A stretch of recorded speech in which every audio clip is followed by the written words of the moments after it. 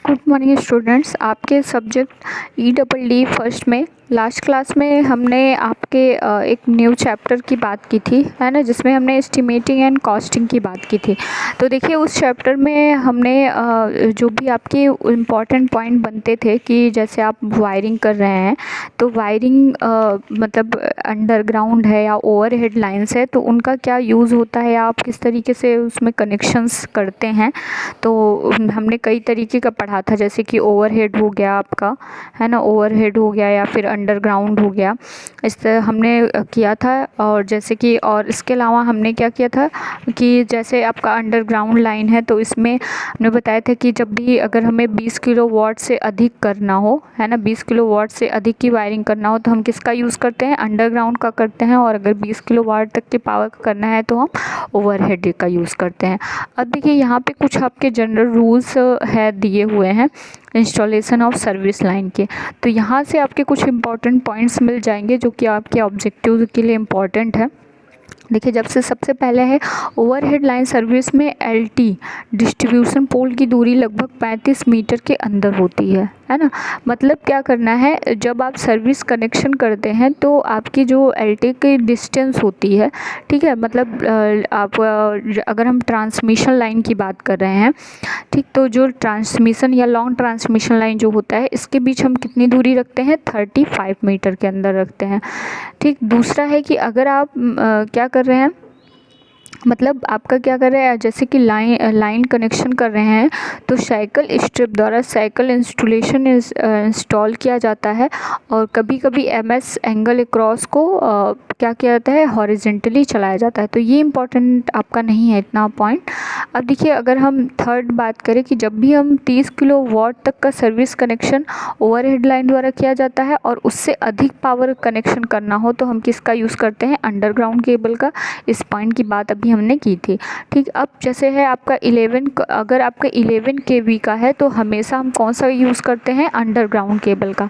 देखिए ये जो यहाँ से आपके 2 क्वेश्चन आराम से बन सकते हैं, तो इसको थोड़ा सा इम्पोर्टेंट मार्क कर लीजिएगा कि अगर हमें 20 किलोवाट तक करना है तो हम ओवरहेड लाइन का करेंगे, 20 किलोवाट से ज़्यादा करना है तो हम अंडरग्राउंड केबल का यूज़ करते हैं, और जब भी हमें 11 kV का कनेक्शन करना होता है तो हम हमेशा अंडरग्राउंड केबल का यूज़ करते हैं। ठीक है, उसके बाद है कि अगर आप LT डिस्ट्रीब्यूशन में जो पोल होते हैं ये 15 मीटर या उससे निकट हो तो सर्विस कनेक्शन ओवरहेड का प्रयोग किया जाता है। देखिए आपको पता है कि जैसे जब हम LT का डिस्ट्रीब्यूशन करते हैं तो हमें जो डिस्टेंस रखना है वो कितना रखना है, 35 मीटर रखना है। लेकिन अगर मान लीजिए हमको 15 मीटर पे ही पोल्स को लगाने हैं तो हमें अंडरग्राउंड केबल करना है, क्योंकि पता है कि आपको जैसे कि जो केबल्स होते हैं अगर वो पास होते हैं तो उनमें शॉर्ट सर्किट की प्रॉब्लम हो सकती है ना, या फिर बहुत ज़्यादा उनमें टेंशन आ सकता है या जिसको हम खिंचाव कहते हैं। तो इसलिए हम तब क्या यूज़ करते हैं, अगर हमको डिस्टेंस कम हो रखनी हो उससे तो हम उसके लिए क्या करते हैं, जो सर्विस कनेक्शन हो ओवरहेड का प्रयोग करते हैं। अब देखिए सर्विस कनेक्शन में आपको 3 से 3 मिमी से कम माप का ACC कंडक्टर, है ना, या इतने माप से कम कंडक्टर का PVC केबल। PVC का मतलब होता है पॉलीविनाइल क्लोराइड की जो मतलब ये सब फाइबर केबल आती हैं। ठीक, तो अगर आप ये सब क्या होती है, जो PVC की केबल होती है ये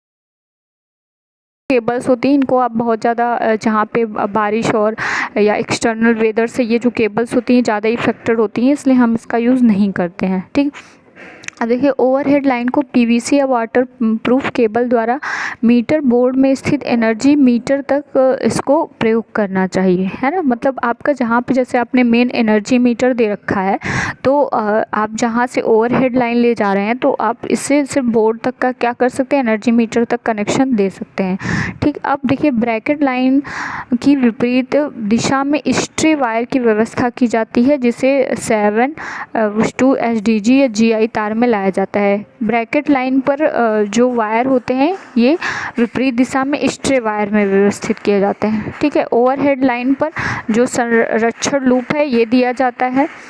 ठीक है। अगर अब इसके बाद हम बात करें तो अंडरग्राउंड सर्विस लाइन में जो केबल होती हैं दोनों ओर जो केबल बॉक्स लगाकर टर्मिनेट किया जाता है और पोल पर केबल बॉक्स को सामान्यतः एमएस चैनल पर स्थापित किया जाता है। ठीक है, तो जब आप अंडरग्राउंड वायरिंग यूज़ करते हैं तो आपको जगह जगह पे क्या होते हैं, बॉक्स लगाने होते हैं। जहाँ जैसे कि अगर मान लीजिए कि आप कहीं पे भी वायर में मतलब कहीं से भी कट ऑफ हो जाता है या कहीं पे भी प्रॉब्लम आती है तो आप उन बॉक्स के जगह जगह पे जो आप बॉक्स लगाते हैं, क्योंकि आप पूरी वायर को तो खोल कर देखेंगे नहीं, तो कुछ कुछ एरिया पे जहाँ पे आप बॉक्स को चेक करेंगे तो उससे पता चल जाता है कि मतलब कहाँ से जो आपका वायर है वो डिफेक्ट हुआ है ना। तो यहाँ पे आपके जो जो इम्पोर्टेंट पॉइंट थे आप उनको अपने नोट्स में अपना ऐड कर लीजिए। अब देखिए नेक्स्ट है, केबल के दोनों सिरों पर लगभग 2 मीटर ऊंचाई तक का जीआई पाइप द्वारा ले जाया जाता है। ठीक है, उसके बाद अगर हम बात करें कि यहाँ पे देखिए जैसे सर्विस लाइन पे प्रत्येक जितने भी आपके कंडक्टर वायर होते हैं, मतलब जितने भी आप वायर ले जा रहे हैं वहाँ पे सब में क्या लगा होना चाहिए, एरियल फ्यूज़ लगा होना चाहिए। तो ये भी आप याद रखिएगा कि हम जब भी कंडक्टर या मतलब सर्विस लाइन पर ले जाते हैं तो हम किस फ्यूज को लगाते हैं, एरियल फ्यूज को लगाते हैं, है ना। और यहाँ पर जैसे है कि अगर आप ओवरहेड लाइन ले जाते हैं तो उसमें स्ट्रे इंसुलेशन पर ले जाती है। ठीक, तो मतलब इनमें हम क्या करते हैं, इंसुलेशन किया जाता है, क्योंकि जब आप ओवरहेड वायर लाइन ले जा रहे हैं तो आपको पता है कि बारिश है या ख़राब मौसम है या कभी जैसे वायर कट भी जाता है तो शॉक लग सकता है। तो इस वजह से हम क्या करते हैं, उसके लिए आपको उसमें प्रॉपर इंसुलेशन प्रोवाइड कराना चाहिए। ठीक है, उसके बाद अगर जब भी कंज्यूमर का पावर वे मीटर वाले जहाँ से कटआउट निकाला जाता है तो वहाँ पे कंज्यूमर के लिए जैसे कि आप बोर्ड लगाते ही हैं तो वहाँ पे आपको एक डेस्टिनेशन बोर्ड लगाना चाहिए। ठीक है, अब देखिए अर्थ से स्थित जो आपका आई रूल 77 है या भवन से स्थित अंतर INT 70 रूल लाइन का पालन करना चाहिए। तो यहाँ पे ये भी आपका इम्पोर्टेंट पॉइंट है। अगर अर्थ से स्थित अंतर हेतु, ठीक है, मतलब अगर आप अंडरग्राउंड की बात कर रहे हैं तो मैं IE 77 और भवन से स्थित अंतर है तो मतलब जैसे कि क्या करना है आपका भवन मतलब जहाँ पे भी आप घर बना रहे हैं तो वहाँ पे मतलब किस तरीके की लोकेशन है तो वहाँ पे ये दोनों जो रूल्स हैं वो आपको फॉलो करने होते हैं। ठीक है, इन रूल्स के अंतर्गत आप जो भी मीटर कनेक्शन लेते हैं वो इन सारे रूल्स को अप्लाई करके तभी आपको कनेक्शन दिया जाता है। ठीक है, अब देखिए दीवार पार करते हुए केबल को पोर्सिलेन या GI पाइप से गुजारा जाता है। ठीक है, जहाँ पे भी जो दीवार होती है, ठीक है, जब आप मतलब जैसे दीवार है अगर उसको क्रॉस कराना है तो आपको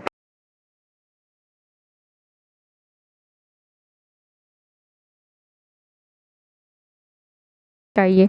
ठीक, लाइट फैन सर्किट का जो पावर फैक्टर है वो 0.9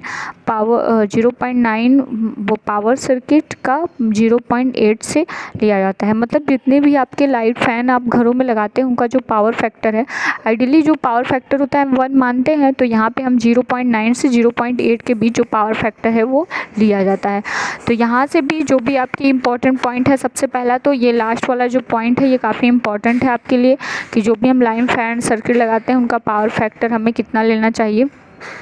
लाइट फैन सर्किट का पावर 0.9 व पावर सर्किट का, है ना। पावर सर्किट का मतलब जैसे आपका जहाँ पे पावर ज़्यादा की ज़रूरत है, जैसे कि आपका एनर्जी मीटर होता है या जिसको आप KWH मीटर कहते हैं, तो इन सब का पावर फैक्टर 0.8 लिया जाता है और जो लाइट फैन होता है उसका जो पावर फैक्टर है 0.9 लिया जाता है। अब मीटर बोर्ड की ऊंचाई फर्स्ट से हम कितना लेते हैं, 1.5 मीटर लेते हैं, यह आपने लास्ट चैप्टर में भी पढ़ा है। इसके अलावा यहाँ पे हमने एक पॉइंट देखा था कि जब भी हम मतलब सर्विस लाइन ले जाते हैं तो हमें हर जगह पे क्या करना है, एरियल फ्यूज़ लगाना है। उसके बाद जो भी आप घरों में वायरिंग कनेक्शन लेते हैं तो उसमें हम IE रूल 77 और IAT 79 रूल को हम फॉलो करते हैं। तो यहाँ से जो इम्पोर्टेंट पॉइंट यहाँ पे हमने देखे। अब देखिए, अब जब आप 11 kV, हमने अभी लास्ट में ही देखा कि जो 11 kV है इसको हम किसके लिए यूज़ करते हैं, ओवरहेड लाइन के लिए यूज़ करते हैं। तो सबसे पहले आपका एक इम्पॉर्टेंट क्वेश्चन बनता है कि 11 kV अगर आपका वायर है तो उसके लिए हम कौन सा यूज़ करते हैं, ओवरहेड लाइन के एस्टिमेशन और कॉस्टिंग। देखिए 11 के इसमें कितना क्या क्या रूल्स होते हैं 11 kV के लिए, आपको यहाँ पे वही रूल्स दिए हुए हैं। ठीक है, तो 11 kV लाइन के लिए लकड़ी, रेल, इस्पात, नली, है ना, ये सारे मतलब जो भी आप PCC जो जितने भी पोल्स होते हैं उनकी लंबाई कितनी रखनी है हमको, 9 मीटर। ठीक है, 9 मीटर या उससे थोड़ा ज़्यादा 9 या 10 मीटर के आसपास हम उनकी हाइट को रखते हैं। ठीक है, अब इन लाइनों को हमेशा हॉरिजॉन्टल या त्रिकोण स्थिति में उपयोग किया जाता है ना। मतलब एक तो या तो आप मतलब वर्टिकल नहीं यूज़ करता है, या तो हमको हॉरिजॉन्टल करना है या तो आपको ट्रायंगुलर फॉर्म में हमेशा इसको 11 kV को यूज़ करना है। ठीक, उसके बाद लाइन कंडक्टर हमेशा किसके होते हैं, कॉपर के बने होते हैं।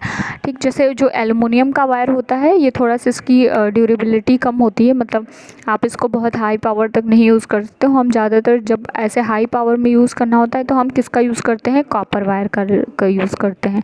ठीक है, उसके बाद आपको हमने बताया था कि जब भी आप हाई वोल्टेज यूज़ किए तो आपको क्या करना है, इंसुलेशन अच्छे से करना है, क्योंकि वहाँ पे आपको शॉक की प्रॉब्लम ज़्यादा क्रिएट हो सकती है।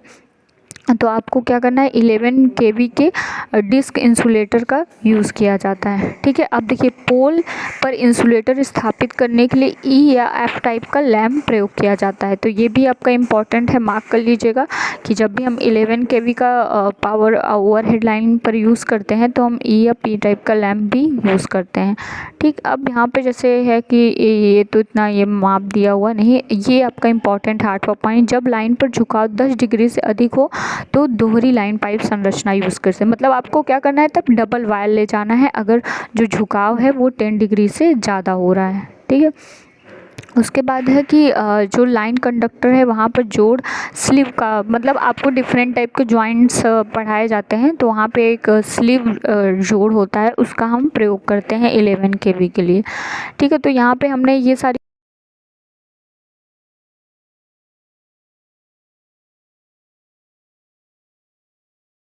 आप अपने नोट्स में उसको ले कर लीजिएगा, और बाकी आईसी में आपको कुछ ऑब्जेक्टिव का पीडीएफ भेज दिया जाएगा, और इसमें भी जो इस तरीके से इसलिए कराया जा रहा है ताकि आप, क्योंकि जो आपका ड्राइंग का पोर्शन है इसका थोड़ा सा ऑब्जेक्टिव पैटर्न क्रिटिकल है, फिर भी जो जो चीज़ें इंपॉर्टेंट हो रही हैं हम यहाँ पे आपको मार्क करा के बताते जा रहे हैं। Okay, thank you.